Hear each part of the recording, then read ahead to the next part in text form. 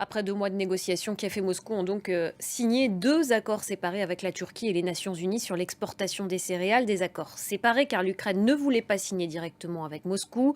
Ils prévoient notamment des couloirs sécurisés pour permettre la circulation des navires marchands en mer Noire. Et Tanaji. Cet accord signé à Istanbul sera valable 4 mois, le temps de sortir les quelques 25 millions de tonnes bloquées en Ukraine.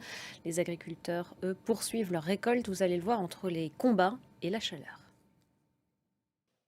Au Sri Lanka, à présent, je vous le disais en titre, le tout nouveau président a décidé d'utiliser la force contre les manifestants. Élu mercredi par le Parlement, Ranil Wickremesinghe a demandé à l'armée d'évacuer un campement devant le siège de la présidence, un raid musclé qui a suscité l'inquiétude de la communauté internationale. À Colombo, on retrouve notre envoyé spécial, Alban Alvarez.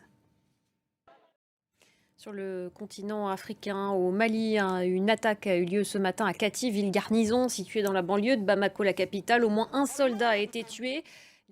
En France, en Gironde, plus de 20 000 hectares ont brûlé ces 10 derniers jours. Des feux qui ne progressent plus depuis 2 nuits, mais qui ont provoqué de nombreuses évacuations sur le bassin d'Arcachon. Et enfin, pour finir, un mot de cyclisme avec cette première victoire française sur le Tour de France. Voilà, c'est la fin de cette édition. Merci beaucoup de l'avoir suivi. Restez avec nous sur France 24. L'information continue.